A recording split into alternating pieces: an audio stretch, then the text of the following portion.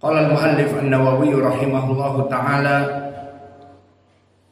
as-sabi'u asyar, hadis yang ke-17, anhu ay an Abi Hurairah radhiyallahu anhu qala Rasulullah sallallahu alaihi wa ala alihi wasallam, idza maradal abdu aw safara kutiba lahu ma kana ya'malu muqiman sahihan. Maka makna hadis ini hadis yang agung, yang merupakan landasan kepada niat yang ikhlas kepada Allah dan kontinuitas seseorang yang selalu melaksanakan kebaikan di jadwal-jadwal tertentu.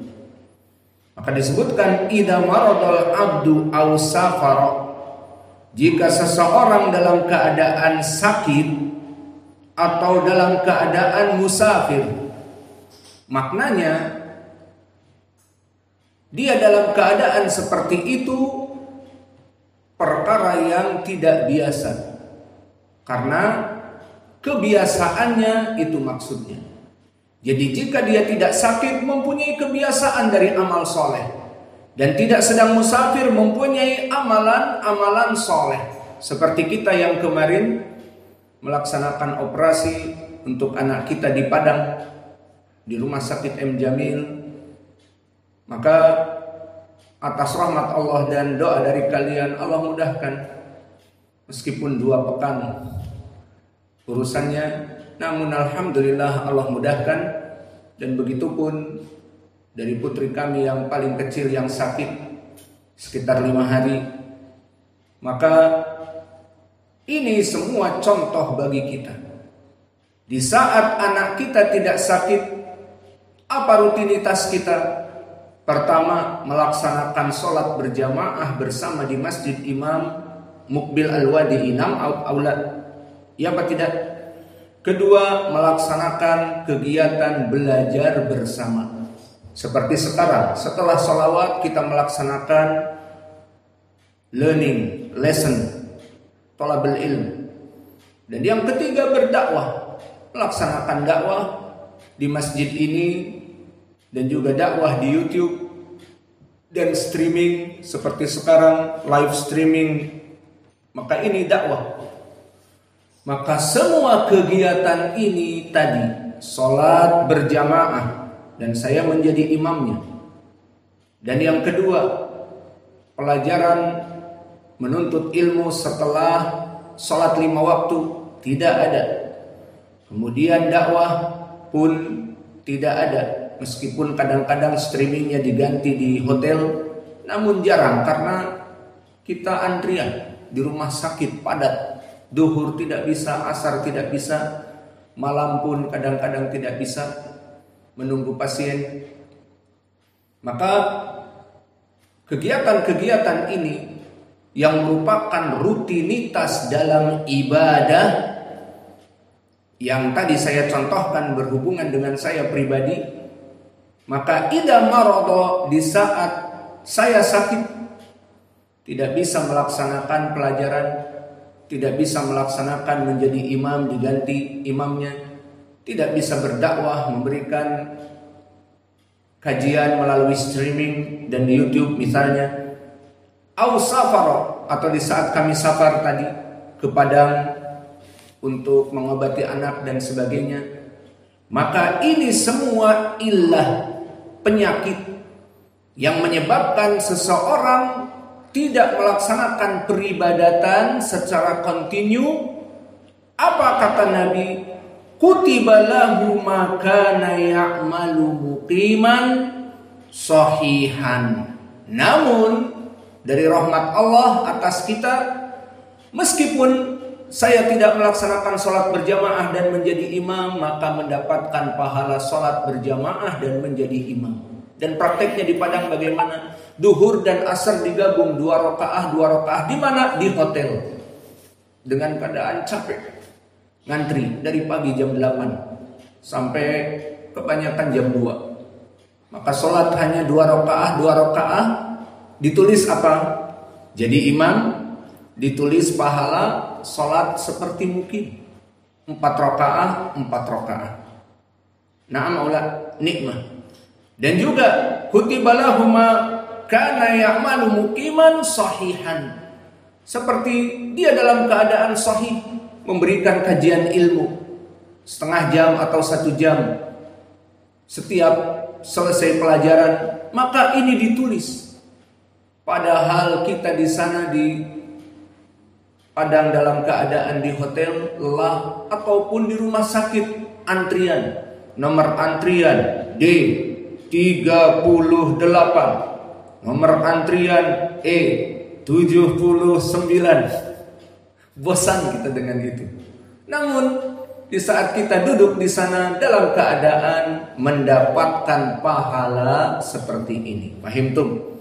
Maka ini poin pendalilannya di dalam hadis tentang bayan kathrati turukil ilm, faidah yang besar dari rahmat Allah atas hambanya. Barang siapa hamba itu mempunyai program di waktu tertentu, di waktu sholat zuhur dia keluar sholat berjamaah, kemudian mengajar, bagi pengajar, bagi kalian belajar, kemudian pada waktu tertentu kalian mempunyai jadwal setoran hafalan, kemudian di waktu tertentu kalian mempunyai jadwal melaksanakan sholat malam, jadwal melaksanakan kegiatan-kegiatan yang terorganisir dan terprogram dari waktu ke waktu, time to the time, maka ini semuanya ditulis oleh Allah. Jika dia sakit, jika dia safar, pahalanya terus mengalir. Fahim tuh? Maka inilah kenikmatan dari Allah bagi orang-orang yang selalu memprogram dirinya melaksanakan jadwal-jadwal kepada kebaikan. Dan seperti contohnya tadi malam, sholat maghrib dan sholat isya hujan badai. Maka kita telah meniatkan untuk sholat maghrib dan kajian, iya apa tidak? Apalagi kalian para santri telah menghafal setoran kalian hadis, karena kalau tidak kita di sini dipukul ya. Maka kalian menghafal, sudah disiapkan hafalan hadisnya dan menyiapkan pelajaran yang akan diberikan oleh saya antara maghrib dan isya. Dan saya pribadi sudah menyiapkan diri untuk menjadi imam, kemudian sholat berjamaah, kemudian memberikan kajian. Kita sudah mempersiapkan kajian-kajian kita. Kemudian maghrib hujan badai. Maka al-muadzin menyerukan seperti hadis Ibnu Abbas, "Shallu fi buyutikum" atau "Shallu fi rihalikum", mengganti hayya 'alas shalah dan hayya 'alal falah diganti dengan salatlah di rumah kalian. Maka ini rukhsah yang Allah berikan kepada kita.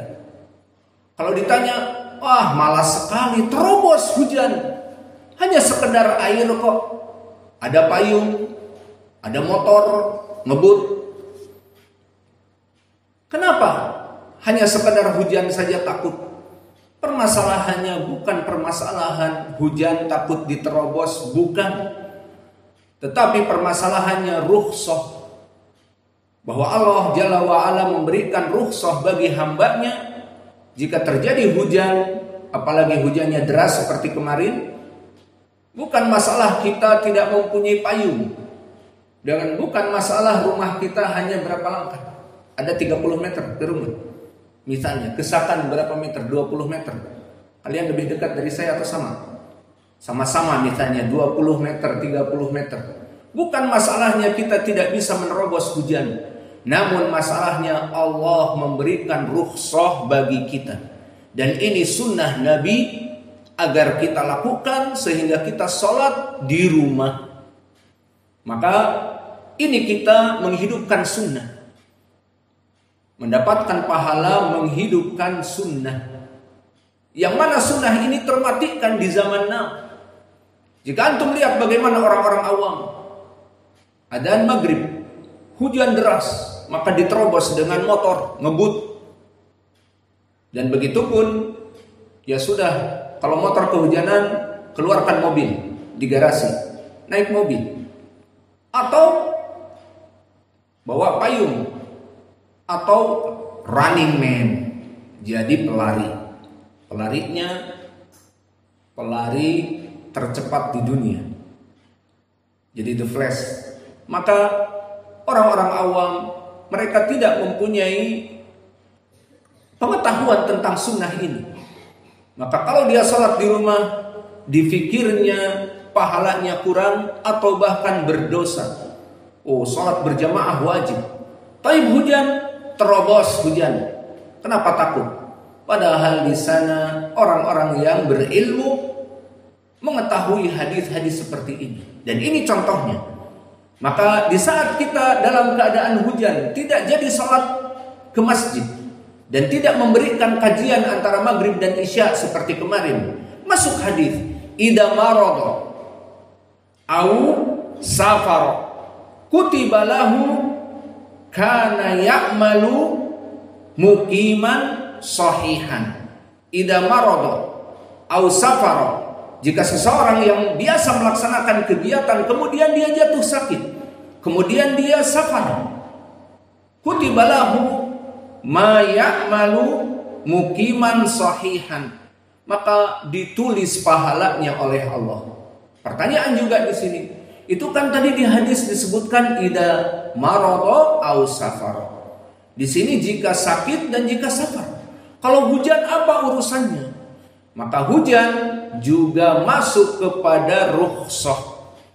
Kalau tadi karena sakit dan karena juga safar, maka di sini karena telah datang rukhsah agar Nabi memberikan perintah kepada muadzin adzan seperti hadis Ibnu Abbas, "Shallu fi buyutikum", salatlah di rumah-rumah kalian.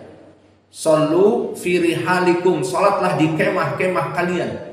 Maka pernah juga Nabi dulu waktu berjihad, dan di saat berjihad Nabi membuat kem-kem ataupun tempat-tempat untuk bernaungnya para sahabat, prajurit-prajurit. Maka di kem-kem tersebut ada tempat untuk sholat berjamaah. Maka pada saat itu hujan, maka Nabi mengatakan "Shallu fi rihalikum", semua orang sholat di kem-kemnya masing-masing, tidak usah berjamaah karena hujan. Itu maksudnya. Paham tum? Maka ini juga dari rukhsah, sehingga seseorang yang tidak hadir dan tidak jadi mengajar dan tidak belajar dan tidak jadi sholat berjamaah karena hujan, maka di sisi Allah dia tertulis pahala yang besar. Ini kenikmatan atau tidak? Kenikmatan. Maka orang-orang yang sakit, orang yang musafir, hujan, maka ini kenikmatan yang besar. Maka ini hadis yang kita bisa berikan di hadis yang ketiga, yang ke-17. Ada orang bule? Ada. Berarti kita terjemahkan. As-sabi'u asyar, hadis yang ke-17, hadis number 17. Anhu, from Abi Hurairah radhiyallahu anhu, qala Rasulullah sallallahu alaihi wa ala alihi wasallam, the Prophet sallallahu alaihi wasallam said, "Idza maradal abdu aw safara", when a slave of Allah suffers from illness or sets on a journey. Idza maradal abdu aw safara, so when a slave of Allah suffer from illness or sets on a journey, musafir, kutiba lahu ma kana ya'malu muqiman sahihan. So he is credited with the equal of whatever good works he used to do when he was healthy or at home, not traveling. So from this hadith, barakallahu fikum, the beneficial from this hadith refers to the action which a Muslim should take to gain the blessing of Allah and acceptance of these prayers by him, because one is duty bound to fulfill all his obligation in all circumcisedness. Maka maknanya hadis ini hadis yang sangat penting bagi kita untuk selalu meniatkan dalam kebaikan. Maaf, saya tanya sekarang. Jika kalian tidak mempunyai program sekarang seperti sholat berjamaah, di waktu sholat duhur, kemudian setelah duhurnya ada kajian, dan terus seperti itu, kalian seperti orang awam, maka kalian hanya di rumah atau sekolah, pulang sekolah, tidur, makan, nonton TV, main game, pacaran nanti asar, malam Jumat. Iya, pacaran kalian malam Jumat dulu. Pacaran sama kuntilanak. Al-muhim, kalian tidak mempunyai program seperti yang kita sebutkan tadi. Apakah jika kalian sakit mendapatkan pahala? Karena tidak kunjung pacar, sakit, pacarku menunggu di pasar, aku di rumah, gak jadi ke pasar. Iya, dapat pahala? Tidak. Dan begitu pun kalian dalam keadaan tidak main game karena sakit, panas, gimana mau main game? Maka kalian tidak dapat pahala main game. Iya, tidak. Maka lihat, perlu diperhatikan di sini. Seseorang memprogram dirinya untuk kebaikan, sholat berjamaah pada tempatnya, belajar pada tempatnya, murajaah jam tertentu, setoran kepada ustadz jam tertentu, dan terus. Di saat kalian sakit, di saat kalian musafir, di saat hujan pun ada rukhsah tidak sholat di masjid dan tidak belajar di masjid, kalian mendapatkan pahala. So this hadis back to the innamal a'malu binniyat wa innamal likulli imri'in ma nawa. So all back to the intention.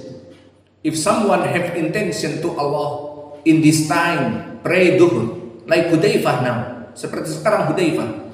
Karena hari ini hari Kamis, maka kita telah mengumumkan hari Kamis kita hari pasar, belanja untuk kepentingan santri dan juga kepentingan kita. Maka Hudzaifah transportasi, bagian transportasi dia, sehingga membawa barang-barang untuk dimasak sepekan, balik lagi bawa ummahat, balik lagi bawa ayam. Berapa kilo kita beli? Mungkin ada 10 kilo dan seterusnya.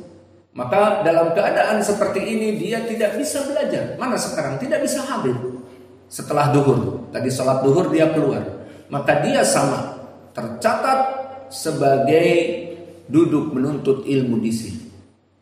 Itulah kenikmatan dari hadis ini. Maka selesai dari hadis ini, kita cukupkan atau lanjutkan? Cukupkan. Kasihan yang tidak bisa hadir ya. Maka kita cukupkan hadis ini. Wa naktafi ila huna wa jazakumullahu khairan wa barakallahu fi ilmikum. Maka yang dihafal hanya satu hadis.